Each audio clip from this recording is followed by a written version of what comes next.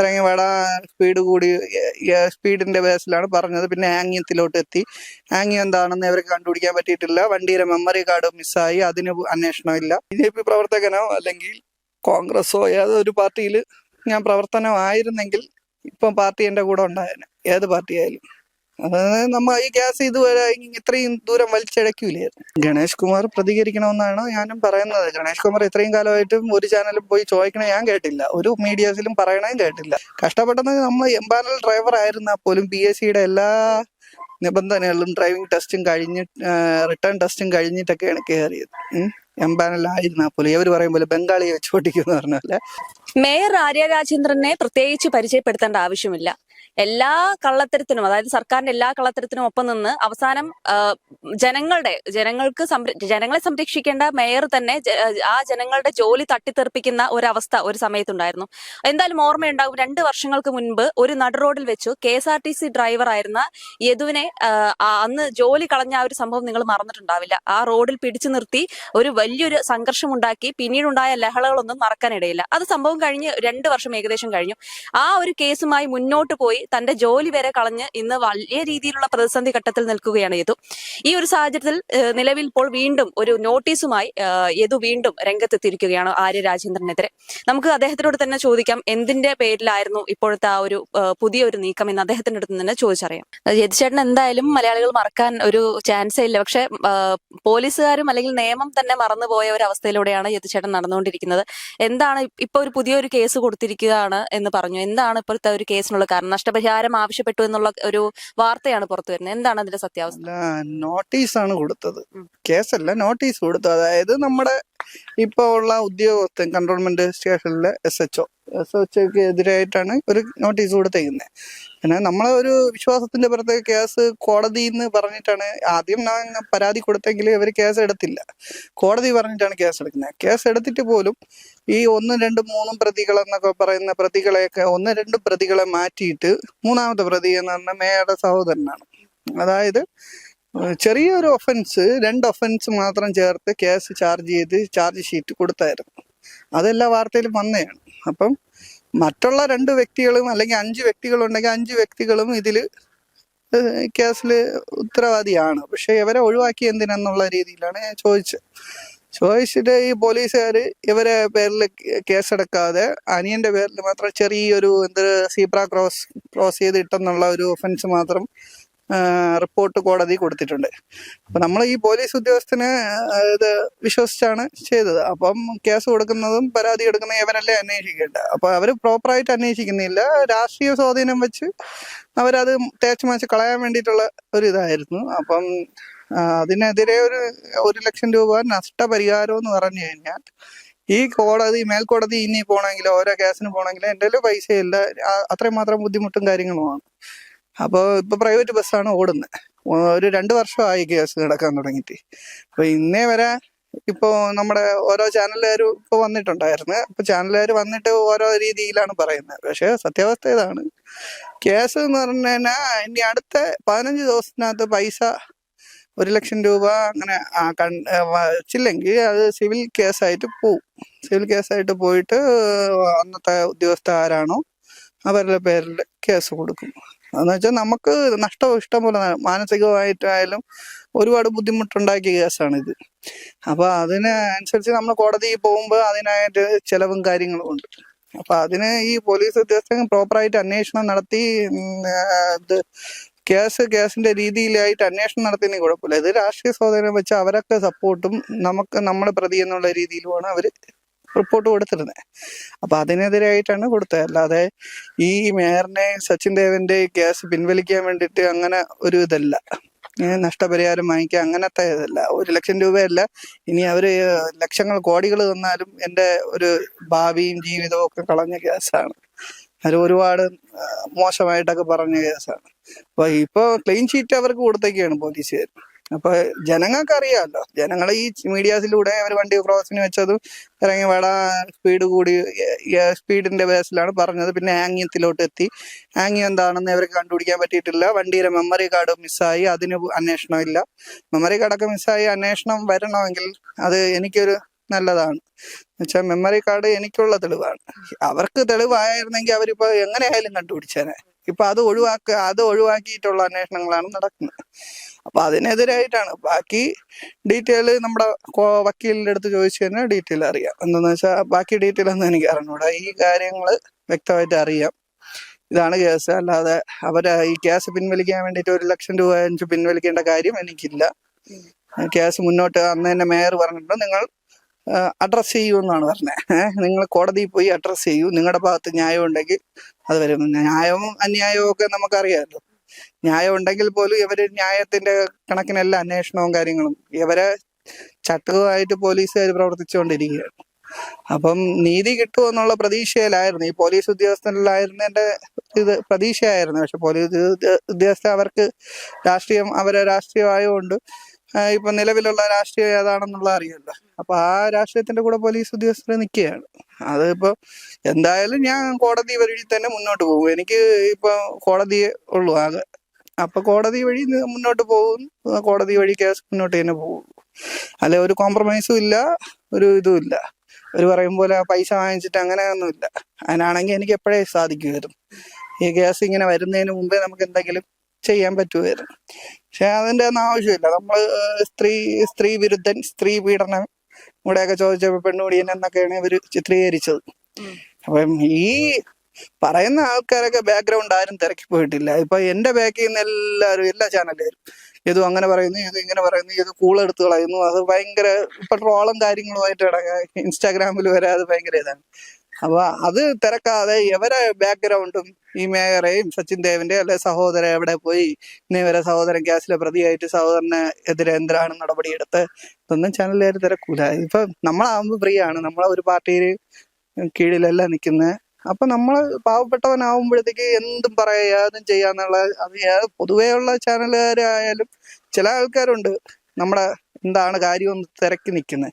ചിലത് നമ്മൾ പറയണം പറയാത്തതും കൂടെ പറയും ചേർത്ത്. അപ്പൊ അതാണ് അവസ്ഥ. ഇതാണ് ഇപ്പോഴും നിലവിലുള്ളത്. കേസിന്റെ രീതി തന്നെ പോട്ടെ. എന്താന്ന് വെച്ചാൽ എനിക്ക് എന്തായാലും ഇനി ഒന്നും നശിക്കാനും ഇല്ല, ഒന്നുമില്ല. എനിക്ക് ഞാൻ അടുത്ത മറ്റേ പാർട്ടിയിൽ നിൽക്കാനോ ഞാൻ BJP പ്രവർത്തകൻ എന്നൊക്കെയാണ് പറയുന്നത്. പക്ഷെ ഒരു പ്രവർത്തനവും എനിക്ക് ഉണ്ടായിരുന്നെങ്കിൽ BJP പ്രവർത്തകനോ അല്ലെങ്കിൽ കോൺഗ്രസോ ഏതൊരു പാർട്ടിയിൽ ഞാൻ പ്രവർത്തനമായിരുന്നെങ്കിൽ ഇപ്പം പാർട്ടി എൻ്റെ കൂടെ ഉണ്ടായേനെ, ഏത് പാർട്ടി ആയാലും. അതായത് ഈ കേസ് ഇതുവരെ ഇത്രയും ദൂരം വലിച്ചഴക്കൂലായിരുന്നു. നമ്മളൊരു പാർട്ടിയിലും വിശ്വസിച്ചിരുന്നില്ല. ഇനി ഏതെങ്കിലും അത്യാവശ്യം വന്നു കഴിഞ്ഞാൽ ഏതെങ്കിലും പാർട്ടിയിൽ ചേരണം. ഇവരുടെ അടുത്തൊക്കെ എതിർത്ത് വയ്ക്കണമെങ്കിൽ പാർട്ടി സപ്പോർട്ട് വേണം. അതേ നടക്കുള്ളൂ. അല്ലാതെ സാധാരണപ്പെട്ട ജനങ്ങളുടെ പാർട്ടിക്കാരുടെ അടുത്ത് മുട്ടാൻ പോയി കഴിഞ്ഞാൽ, അല്ലെങ്കിൽ പദവിയിൽ ഇരിക്കുന്നവരടുത്ത് മുട്ടാൻ പോയി കഴിഞ്ഞാൽ ഇതാണ് അവസ്ഥ എന്നുള്ള ഇവർ പഠിപ്പിക്കുകയാണ്. എന്നുവെച്ചാൽ ബാക്കിയുള്ളവരും ഇങ്ങനെ പാവപ്പെട്ടവന്മാർ ചെയ്ത് കഴിഞ്ഞാൽ ഇങ്ങനെയുള്ള അവസ്ഥ ഉണ്ടാവും എന്ന് എതുവിലൂടെ പഠിപ്പിക്കുകയാണ്. പക്ഷെ ഞാൻ വിട്ടുകൊടുക്കൂല. എന്തായാലും പാവപ്പെട്ടവന് നീതി വേണമല്ലോ. പാർട്ടിയും ഒന്നുമില്ലാത്തവന് ഒരു തെറ്റ് ചെയ്യാതെ ഇങ്ങനെ കേൾക്കേണ്ട കാര്യമില്ല. ഫൈറ്റ് ചെയ്യുക. ഇപ്പൊ 2 വർഷമായിട്ട് യദു അത്രയും കഷ്ടപ്പെട്ടുകൊണ്ടിരിക്കുകയാണ്. ഇപ്പൊ പ്രൈവറ്റ് ബസ് ഓടാൻ നേരത്തെ സ്റ്റാൻഡ് പ്രശ്നം, സ്റ്റാൻഡ് കെട്ടിയടച്ച് KSRTC-കാര് കെട്ടിയടച്ച് അങ്ങനെ കുറെ പ്രശ്നങ്ങളുണ്ടായി. അങ്ങനെയൊക്കെയാണ് ഇവര് ഒരു രീതിയിൽ കൂടെയും ജീവിക്കാൻ സമ്മതിക്കൂല എന്ന് പറഞ്ഞ് തുനിഞ്ഞിറങ്ങിയിരിക്കുകയാണ്. അതായത് ഇവർക്ക് സാമ്പത്തികമായിട്ട് ഇപ്പം ഞാൻ തെറ്റ് ചെയ്തിട്ടുണ്ട്, അല്ലെങ്കിൽ മേയറും അതേ തെറ്റ് ചെയ്തിട്ടുണ്ട്. ഞാൻ തെറ്റ് ചെയ്തോ ഇല്ലേ അത് കോടതി റൈറ്റ്. അപ്പം മേയറും അതേ തെറ്റ് ചെയ്തേക്കുന്നു. അപ്പം അവര് ജോലി ചെയ്യുന്നു, എനിക്ക് ജോലി നിഷേധിക്കപ്പെടുകയാണ് ചെയ്തത്. ഈ ചാനലുകാർ ഒരു തവണയെങ്കിലും ഈ ഗണേഷ് കുമാറിന്റെ അടുത്ത് ചോദിക്കാത്തത് ഇത്രയും 2 വർഷമായി ഏത് ഇപ്പൊ തെറ്റിയതോ ഇല്ലേ എന്നുള്ളത് വെളിപ്പെട്ടില്ല. അപ്പൊ അതുവരെ ജോലി കൊടുത്തുകൂടെ എന്നുള്ളത് തീരുമാനമായില്ല. അപ്പം മേയറിന് ജോലിയുണ്ട്. അതായത് പണവും പദവിയും ഉണ്ടെങ്കിൽ എന്തോ ആവാം, ഏത് തോന്നിയ ദിവസം കാണിക്കാം, ആരെ വേണോ കൊല്ലാം. അതൊക്കെയാണ് ജനങ്ങള്. ഞാൻ പറയുന്നത് ജനങ്ങള് ഇതിനെല്ലാം പ്രതികരിക്കുന്നുണ്ട്, ജനങ്ങൾ പ്രതികരിക്കുകയും ചെയ്യും. ഇപ്പൊ ഗണേഷ് കുമാർ ഇപ്പൊ 2 വർഷമായിട്ട് രണ്ടുപേരടുത്തും അതിന്റേതായ തെറ്റുകളും കാര്യങ്ങളൊക്കെ ഉണ്ടെങ്കിൽ പോലും മേയർ ഇപ്പോഴും വർക്ക് ചെയ്തുകൊണ്ടിരിക്കുന്നു. വേറൊരാള് നീതി അർഹിക്കാണ്ടിരിക്കുന്ന ഒരു അവസ്ഥയിലേക്ക്. അങ്ങനെയാണ് ഗണേഷ് കുമാർ പ്രതികരിക്കണം എന്ന് തന്നെയാണ്. ഗണേഷ് കുമാർ പ്രതികരിക്കണമെന്നാണ് ഞാനും പറയുന്നത്. ഗണേഷ് കുമാർ ഇത്രയും കാലമായിട്ടും ഒരു ചാനലിൽ പോയി ചോദിക്കണേ ഞാൻ കേട്ടില്ല, ഒരു മീഡിയാസിലും പറയണേം കേട്ടില്ല. ആദ്യം വന്ന ഒരു നടി വന്നപ്പോ യദുവിന്റെ ഭാഗത്തും തെറ്റുണ്ട്, അതിനു മുമ്പ് യദു തെറ്റുകാരനല്ലെന്ന് പറഞ്ഞു.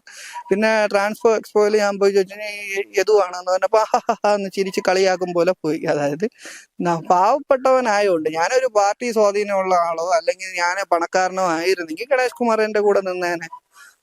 അല്ലെങ്കിൽ ഞാൻ ഇപ്പൊ കമ്മ്യൂണിസ്റ്റ് പാർട്ടിയിൽ തന്നെ ഉറച്ച് വിശ്വസിച്ചുകൊണ്ടിരുന്നിരുന്നെങ്കിൽ, നേരത്തെ ആയിരുന്നു, ഇപ്പൊ ഉറച്ച് വിശ്വസിച്ചുകൊണ്ടിരുന്നെങ്കിൽ ഈ കേസ് ഒന്നും പുറത്ത് വരൂലായിരുന്നു. ഞാൻ ഇവരുടെ അടുത്ത് ഫൈറ്റ് ചെയ്യുന്ന വെച്ചാൽ ഇതിൽ ഒരു കാലത്ത് പ്രവർത്തിച്ച് ഇതിന്റെ കാര്യങ്ങളും വിശദാംശങ്ങളും എനിക്കറിയാം. ഒരു കാലത്ത് പ്രവർത്തിച്ച് പല രീതിയിലും എനിക്ക് ഇവര് നല്ല രീതിയിലും ഉണ്ടായിരുന്നു, ചീത്ത രീതിയിലും പ്രശ്നങ്ങൾ ഉണ്ടാക്കിയിട്ടുണ്ട്. അപ്പൊ അതുകൊണ്ട് ഫൈറ്റ് ചെയ്യും, അത് വേറെ കേസ്. ഈ പാർട്ടി പ്രവർത്തിച്ചിട്ടുണ്ടെങ്കിൽ അതിനെ ഫൈറ്റ് ചെയ്യാനുള്ള മാർഗം എനിക്കറിയാം. പക്ഷെ 2 വർഷമായിട്ട് ഇപ്പൊ ഈ ഒരു പാർട്ടിനോട് മല്ലിട്ടിട്ടും ഒന്നും നേടാൻ പറ്റാത്തൊരവസ്ഥയിലല്ലേ? ഇപ്പൊ ഭരണം ഇരിക്കുമ്പോഴത്തേക്ക് ഇനിയിപ്പോ ഞാൻ ഇപ്പൊ ചെറിയൊരാളാണ്, ഞാനൊരു തീരെ താഴ്ന്ന ഒരു വിഭാഗത്തിൽപ്പെട്ട ആളാണ്. ഇതിനെക്കാട്ടി ഉയർന്ന ഒരു ഉദ്യോഗസ്ഥൻ ഇത് നമ്മളെ നവീൻ ബാബു സാറിന്റെ മരണത്തിന് ഉത്തരവാദിയായിട്ടുള്ള ആൾക്കാരെ ഒന്നും ചെയ്തിട്ടില്ലല്ലോ. ഒരുപാട് കേസുകളുണ്ട്, ഇപ്പൊ ഒത്തിരി കേസുകൾ വരെ ഇല്ലേ. അപ്പൊ ജനങ്ങൾക്ക് മനസ്സിലാവും ജനങ്ങൾ പൊട്ടന്മാരല്ല, ജനങ്ങൾക്ക് ഇപ്പൊ പ്രതികരിക്കാനൊന്നും പറ്റൂല. പണ്ടുള്ള ഈ പുറത്തുള്ള രാജ്യങ്ങളിലാണ് ഈ ജനങ്ങൾ പ്രതികരിച്ച് അടിയും കൊടുക്കുമായിരുന്നു. ഇവിടെ അതിനുള്ള സെറ്റപ്പ്, അതിനുള്ള ധൈര്യമുള്ള ആൾക്കാർ കുറവാണ്. ചുമ്മാ ഒരു വാർത്ത വരുമ്പോ അതിന്റെ പേരിൽ കമന്റ് വന്ന് ഇടയിൽ വന്ന് പല ആൾക്കാരും പല രീതിയിലും പറയും. സ്വന്തം അമ്മയ്ക്ക് വേദന വരുമ്പോഴേ അതിന്റെ ബുദ്ധിമുട്ട് അറിയുള്ളൂ. അപ്പൊ സ്വയമായിട്ട് ഓരോരുത്തർക്ക് വരുമ്പോ അവര് പഠിക്കും. ഇപ്പൊ മേയറിന് അവാർഡ് കിട്ടിയതൊക്കെ കണ്ടിട്ടുണ്ട്. അവാർഡ് കിട്ടിയത് ജനങ്ങളെ ദ്രോഹിക്കുന്നതിനുള്ള അവാർഡല്ലേ കിട്ടിയത്. ജനങ്ങളെ അവാർഡ് കിട്ടണമെന്ന് വെച്ചാൽ അത് അവാർഡിനെ കുറിച്ച് വ്യക്തമായിട്ട് എല്ലാ ജനങ്ങൾക്കും മനസ്സിലായി എന്താണ് അവാർഡ് എന്നുള്ളത്. അപ്പൊ നാളെ പൈസ ഉണ്ടെങ്കിൽ എനിക്ക് അവാർഡ് കിട്ടും, അതാണ് കാര്യം. അതില് കാര്യമൊന്നുമില്ല. അവാർഡൊക്കെ വാങ്ങിക്കാനും പൈസ ഉള്ളവർ, ഇപ്പൊ നിങ്ങൾക്ക് അവാർഡ് വേണമെങ്കിൽ പൈസ കൊടുത്തു കഴിഞ്ഞാൽ കിട്ടാത്ത അവാർഡ് ഒന്നും ഇല്ല. പൈസയും പണം ഉണ്ടെങ്കിൽ എത്ര അവാർഡ് വേണോ കിട്ടും. ഇത് നമ്മള് ഈ കൃത്രിമമായിട്ടുള്ള നമ്മൾ പഠിക്കാത്ത വിഷയത്തിന് ഒരു സർട്ടിഫിക്കറ്റ് കിട്ടുന്ന കാലമല്ലേ. അപ്പൊ അതിലൊന്നും കാര്യമില്ല. മേയറിന്റെ ഈ ഒരു വിഷയത്തിൽ ഇപ്പൊ 2 വർഷമായിട്ട് ഭയങ്കരമായിട്ട് പോരടിച്ചിട്ടും പോലും ഒന്നും നടക്കുന്നില്ല. ഇപ്പൊ കൊടുക്കുന്ന ഈ നോട്ടീസിൽ എന്തെങ്കിലും വിശ്വാസം ഉണ്ടോ? ഇതിൽ എന്തെങ്കിലും നടപടിയാവും എന്നുള്ളൊരു വിശ്വാസം? നടപടിയാവാൻ വേണ്ടി കോടതി ഇടപെടണോണ്ട് നടപടിയാവണമല്ലോ. കോടതിയല്ലേ ഇടപെടുന്നേ, പോലീസുകാരല്ലല്ലോ. പോലീസുകാർ റിപ്പോർട്ട് കൊടുക്കുമ്പോഴേ കോടതിക്ക് ഇടപെടാൻ പറ്റുള്ളൂ. പക്ഷെ കോടതി ഒരു റിപ്പോർട്ട് കൊടുത്ത് ചോദിച്ചു കഴിഞ്ഞാൽ അതിനുള്ള നടപടി പോലീസുകാർ കൊടുത്തില്ലെങ്കിൽ അതിനുള്ള നടപടി കോടതി ഉണ്ടാക്കും. കോടതി ഇതില് രാഷ്ട്രീയ ഒന്നും കൂട്ടിക്കലർത്തുമെന്ന് എനിക്ക് തോന്നുന്നില്ല. കോടതിയിൽ എനിക്ക് വിശ്വാസം ഉള്ളതുകൊണ്ടാണ് കോടതി വഴി ഞാൻ കേസ് കൊടുത്തത്. പോലീസുകാരെ ആദ്യം ഞാനാണ് പരാതി കൊടുക്കുന്നത്, അവർ കേസ് എടുത്തില്ല. രണ്ടാമത് കോടതി പറഞ്ഞിട്ടാണ് കേസ് എടുത്തത്. ചെവിക്ക് പിടിച്ചെടുത്തെന്ന് പറഞ്ഞ വാർത്തയൊക്കെ കേട്ടില്ല. അപ്പൊ അതൊക്കെ ജനങ്ങൾ മറന്ന് ഭൂരിഭാഗം പാവപ്പെട്ട ആൾക്കാർ ശ്രദ്ധിക്കുന്നുണ്ട്, ഈ കേസിനെ കുറിച്ച് ശ്രദ്ധിക്കുന്നുണ്ട്, എന്തായി ഏതായെന്ന് ചോദിക്കുന്നുണ്ട്. പിന്നെ ഇവരെ രാഷ്ട്രീയപരമായിട്ട് നിൽക്കുന്ന ആൾക്കാർ പലതും നെഗറ്റീവ് പറയുക, അതിലൊന്നും കാര്യമില്ല. കോടതി വീണ്ടും മേയറിനെ പറപ്പിക്കും എന്ന് തോന്നുന്നുണ്ടോ? ഇല്ല, ഇപ്പൊ മേയർ എന്ന് വെച്ചാൽ ഒരു 2-3 മാസം കാണും. അത് കഴിയുമ്പോ മേയറല്ല, സാധാരണ നമ്മളെ പോലെ നിങ്ങളോ ഞാനോ പോലെ ഒരു വ്യക്തി. അപ്പൊ അത് മുന്നിൽ കണ്ടിട്ട് തന്നെയാണോ ഇപ്പോഴത്തെ ഈ ഒരു ശ്രമം നടന്നത്? അത് മുന്നിൽ കണ്ടിട്ടല്ല. ഇത് എന്തായാലും ഈ ശ്രമം നടത്തിയത് ഇത് ശ്രമിച്ചുകൊണ്ടേ ഇരിക്കുകയാണ്. മീഡിയാസിൽ വരുന്നില്ലെന്നേ ഉള്ളൂ. നമ്മൾ കോടതിപരമായിട്ട് കേസും ഇതിന്റെ ബാക്കിൽ നിന്ന് തന്നെയാണ്. ഈ കേസ് വിടാൻ ഞാൻ ഉദ്ദേശിച്ചിട്ടില്ല. കേസ് ന്യായമായിട്ട് നീതിപരമായിട്ട് പോവുക, അതിന് ഉള്ള ഇതിൽ തന്നെയാണ് പോകുന്നത്. അല്ലാതെ നമ്മൾ അങ്ങനെ ഇത് വരുന്ന കണക്കാക്കി ഇരുന്നിട്ട് കേസ് കൊടുക്കുക അങ്ങനെ പ്രതീക്ഷിക്കുന്നത്. ഇത് നീതി എന്ന് പറഞ്ഞു കഴിഞ്ഞാൽ ഇതിന്റെ തെറ്റുകാരൻ ഞാനല്ല എന്നുള്ളത് എനിക്ക് അത് തെളിയിക്കണം. തോന്നാതെ പിന്നെ അതല്ലാതെ എന്റെ ജോലി എനിക്ക് തിരിച്ചു വേണം എന്ന് വെച്ചാൽ ഞാൻ ഒരുപാട് കഷ്ടപ്പെട്ടാണ് കിട്ടിയത്. എന്താ വെച്ചാൽ അങ്ങനെ ഒരു കേസിലെ പ്രതിയോ അങ്ങനെയാണെങ്കിൽ ഈ ജോലി കിട്ടൂലായിരുന്നു. കഷ്ടപ്പെട്ടെന്ന് നമ്മൾ എംപാനൽ ഡ്രൈവർ ആയിരുന്നാൽ പോലും PSCയുടെ എല്ലാ നിബന്ധനകളും ഡ്രൈവിംഗ് ടെസ്റ്റും റിട്ടേൺ ടെസ്റ്റും കഴിഞ്ഞിട്ടൊക്കെയാണ് കയറിയത്. എംപാനലായിരുന്നാൽ പോലും ഇവർ പറയും പോലെ ബംഗാളിയെ വെച്ച് പൊട്ടിക്കുമെന്ന് പറഞ്ഞല്ലേ, അതേപോലെയാണ് പട്ടിപ്പണിയാണ് ചെയ്യുന്നത്. പല രീതിയിലും പണികൾ അങ്ങനെയാണ് ചെയ്യുന്നത്. എന്നാൽ നീ എന്തുകൊണ്ട് പട്ടിപ്പണി ചെയ്തിട്ട് പോകണമെന്ന് വെച്ചാൽ ഒരു വിലയുണ്ട്, നമുക്ക് പൈസ കുറവാണ്. KSRTC എന്ന് പറഞ്ഞ സർക്കാർ സർക്കാരിന്റെ വണ്ടി ഓടിക്കണമെങ്കിൽ ഇത്രയും ആൾക്കാരുണ്ട്. എന്നിട്ട് KSRTCയുടെ വണ്ടി ഓടിക്കാനുള്ള ഭാഗ്യം കിട്ടുന്നത് അത് വേറെയാണ്. പിന്നെ നമ്മളെ വണ്ടികളൊക്കെ നല്ല ഇപ്പൊ പുതിയ വണ്ടികളൊക്കെ എടുത്തോണ്ട് കുഴപ്പമില്ല. നേരത്തെയൊക്കെ ഉള്ളതൊക്കെ വെച്ച് അഡ്ജസ്റ്റ് ചെയ്തൊക്കെ നമ്മൾ ഓടിക്കൊണ്ടിരുന്നത്. അതിന്റെ ബുദ്ധിമുട്ട് നമുക്ക് അറിയാവുള്ളൂ. ഇടയ്ക്ക് ഒരു ബോട്ടിൽ കേസ് വന്നില്ലേ, അപ്പൊ അതൊക്കെ വെറും മാറിയ പണികളാണ് ചെയ്യുന്നത്. പറഞ്ഞൊരു കാര്യമല്ല, നമ്മളെല്ലാവന്മാരെ വാങ്ങിയിരിക്കുന്ന കേൾക്കേണ്ട അവസ്ഥയാണ്. KSRTC ഡ്രൈവർ എന്നല്ല, ഡ്രൈവർമാർ പൊതുവെ അങ്ങനെ തന്നെയാണ്.